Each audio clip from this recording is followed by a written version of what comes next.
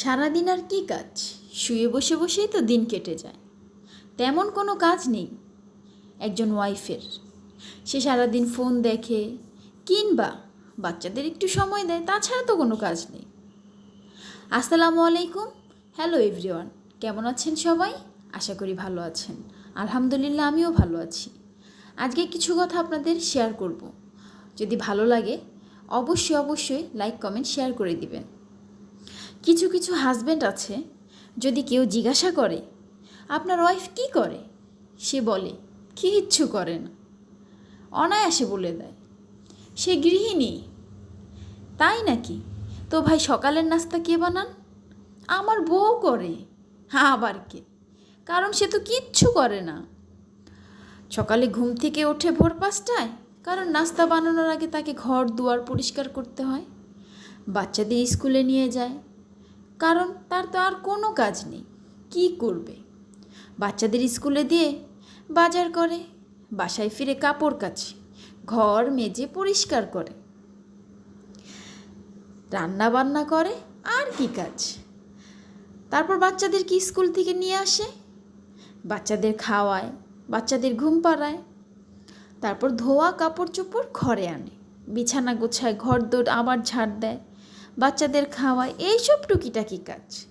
এটুকু না করলে তো শরীর ভারী হয়ে যাবে, অসুখ বিসুখ বাসা বাঁধবে। ওই যে বললাম, তেমন কিচ্ছু করে না, হালকা কাজ। বিকাল দিকে একটু নাস্তা বানায়, যেমন চা কিংবা বাচ্চাদের জন্য একটু খাবার, এই তো। আবার রাতের জন্য রান্না রেডি করে সবাইকে খাওয়ায়, বাচ্চাকে ঘুম পাড়ায়।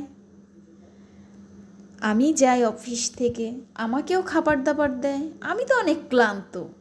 একজন মহিলার বাড়িতে কি এমন কাজ করে?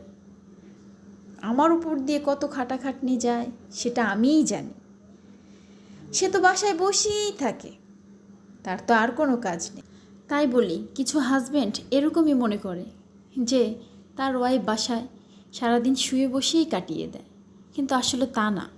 বাস্তবতার কাছে সত্যি মেয়েরাই হেরে যায় সবসময়। তাই কিছু হাজব্যান্ডদের উদ্দেশ্যে বলতে চাই, কিছু হাজব্যান্ডদের উদ্দেশ্যে এই কথাটাই বলতে চাই যে কত সহজে বলা যায়, কিন্তু একজন নারী আসলে কতটা পরিমাণ কষ্ট করে একমাত্র সেই জানে। কারণ তার জায়গায় তার কাজগুলো অন্য কেউ করে দেয় না, তাকে একাই নিজে হাতে সামলাতে হয়, সব কিছু তাকেই করতে হয়।